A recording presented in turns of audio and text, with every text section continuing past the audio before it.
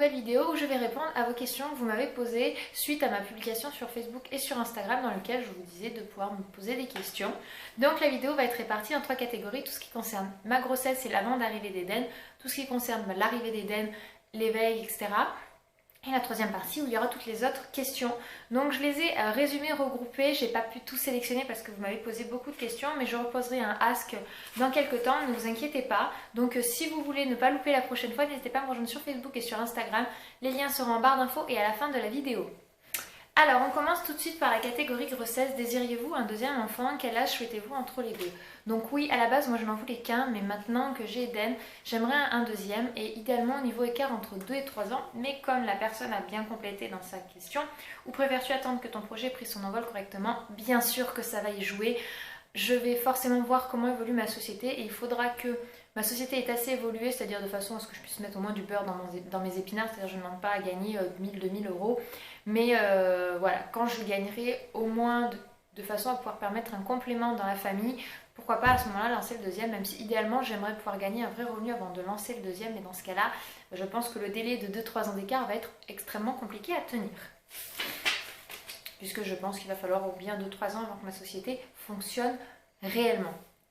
Tout ça va dépendre de vous et de tout le monde si ma société prend ou pas.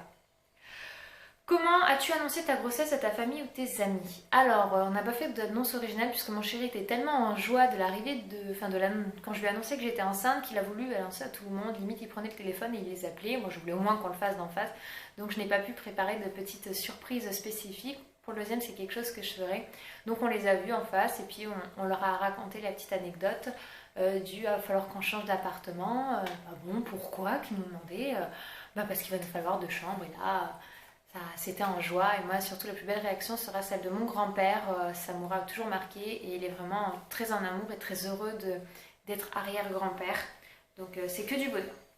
Comment s'est passée ta grossesse? Ma grossesse s'est très bien passée, même si moi je suis pas une amoureuse de la grossesse, je vous avoue que c'est quelque chose dont je suis pas fan. Il y a des gens qui adorent, donc des femmes forcément, qui adorent être enceinte.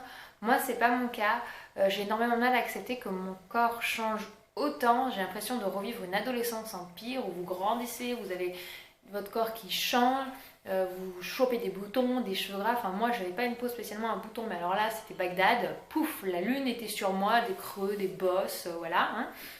Mes cheveux étaient devenus gras, on a l'impression que je me vidais un pack d'huile tous les jours sur la tête, je perdais mes cheveux, enfin c'était très dur pour moi à vivre et puis surtout je ne pouvais plus manger de saucisson.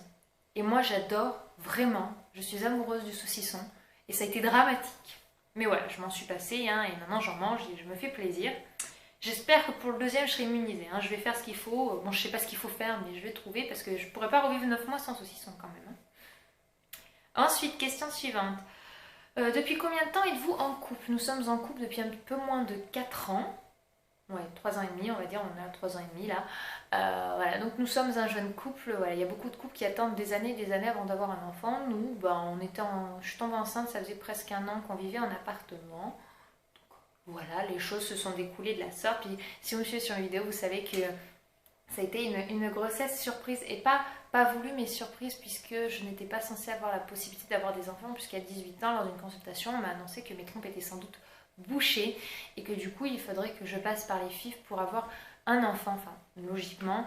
Donc c'est vrai que je n'imaginais absolument pas pouvoir tomber enceinte et ça a été une merveilleuse nouvelle pour nous et ça s'est très bien passé. Qui a choisi le prénom de bébé et vous hésitiez avec quoi d'autre? Alors le prénom c'est mon chéri qui a proposé Eden, il adorait ce prénom.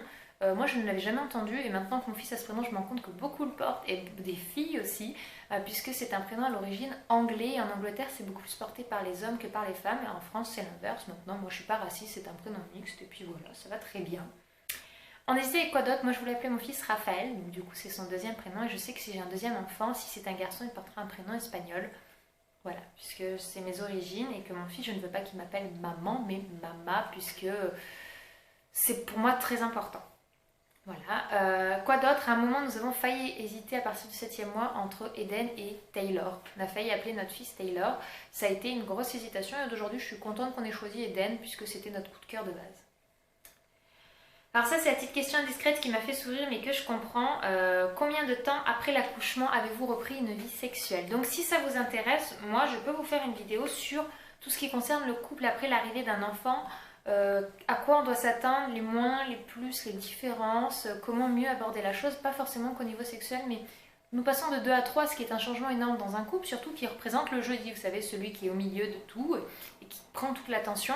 Donc il y a des façons de s'adapter plus ou moins et je peux vous parler tout simplement de mon expérience et du coup qu'est-ce que je referai, qu'est-ce que je ne referai pas, voilà.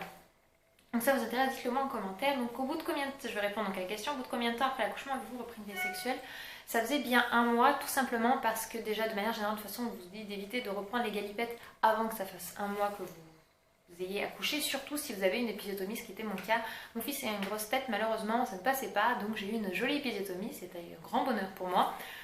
Et du coup, il a fallu attendre que ça cicatrise comme il faut avant de pouvoir reprendre les galipettes. Mais voilà, j'appréhendais aussi un petit peu. Hein. Je vous avoue que je m'étais dit, on m'a quand même bien coupé, ça fait quand même mal quand ça cicatrise. J'avais peur que ça fasse mal de reprendre les câlins.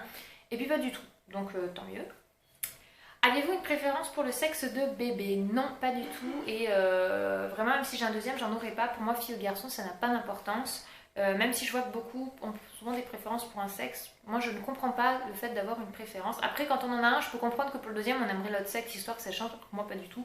Je me dis même que 2 petits garçons, ou si j'aurais une fille, 2 petites filles, dans ce cas-là, ça peut peut-être un peu plus s'entendre, même si je ne suis pas extrêmement proche de ma petite sœur. Je n'ai pas cette relation très fusionnelle que peuvent avoir des sœurs ou des frères. Je suis née en fin d'année, ne trouves-tu pas ça un peu chiant pour les cadeaux car Noël et anniversaire sont en même temps? Oui, bah plus ou moins, moi je suis de novembre, hein, donc j'ai eu 22 ans là il y a peu. Et en fait, moi ça fait du coup une période où j'ai plein de cadeaux. Novembre-décembre, c'est la période où ça y est, j'ai plein de cadeaux. Et du coup, je fais le plein pour l'année qui suit. Et c'est un peu le même principe pour mon fils, puisque lui c'est encore pire, puisqu'il est né le 30 décembre, donc il est quasiment collé à Noël. La chose que je fais tout simplement, c'est pour son anniversaire, je le ferai à chaque fois le premier dimanche de janvier pour la galette des rois, et ce sera notre petit roi. D'ailleurs, ça me permet de basculer sur la deuxième partie où on me demande qu'as-tu prévu pour l'anniversaire d'Eden. Donc pour l'anniversaire d'Eden, donc ça sera voilà, donc à chaque fois le premier dimanche de chaque janvier, ce qui me permet un petit peu d'éloigner de Noël parce qu'on fait quand même beaucoup de repas. Donc voilà, puis moi je tiens vraiment à ce que pour Eden, ce soit comme pour tous les autres enfants, son Noël soit différencié de son anniversaire, c'est-à-dire que je ne veux pas de c'est un cadeau de Noël mais c'est aussi pour son anniversaire comme ça en même temps. Là j'avais été catégorique, j'ai dit si personne me font ça, il faut savoir que pour eux ou pour leurs enfants ça sera pareil. Ça aura beau être en juin, en mars, en avril, en mai, en ce que vous voulez, genre à 6 mois d'écart avec Noël, il n'y aura pas de cadeau d'anniversaire parce que pour moi les enfants n'ont pas à être lésés, plus tard quand ils seront gros on s'en fichera, mais pour le moment je trouve qu'il a le droit à avoir les mêmes choses que les autres. Ta boîte sera-t-elle que sur internet? Oui, pour le moment. Après, j'ai un projet avec quelqu'un. Je vous dirai pas de nom, on verra si ça se fait ou pas. D'ici quelques années, quand ma boîte fonctionnera bien, de pourquoi pas ouvrir une boutique et mes produits seraient présents dans cette boutique. Maintenant, le fait que ce soit sur internet, ça vous permet d'où vous soyez, alors pour moi ça va être France-Belgique, hein, de toute façon il y aura une vidéo là-dessus, mais que vous puissiez commander quand on n'a qu'une boutique. Bah ça, si vous êtes à l'autre bout de la France par rapport à là où moi est placée ma boutique, c'est juste pas possible en fait. Vous ne pourriez pas acheter, là ça permet que vous en profitiez tous en fait. Donc c'est ça qui est intéressant. Que fais-tu comme travail? Bah voilà, hein, je suis maman et je suis en train de monter ma société dans la périculture. Donc je suis auto-entrepreneur. Où habites-tu? J'habite dans la Drôme, donc je suis entre guillemets, vous descendez au sud de Lyon, vous prenez Grenoble, vous allez en direction, vous faites un angle droit entre Lyon et Grenoble, et c'est à peu près là où je me situe géographiquement. Maintenant je ne vous donnerai pas de détails puisque ça m'embêterait un petit peu que vous sachiez exactement où j'habite, puisque dans mes vlogs on voit quand même ma résidence, et du coup si je me retrouve avec des personnes qui toquent à la porte, ça me ferait extrêmement bizarre.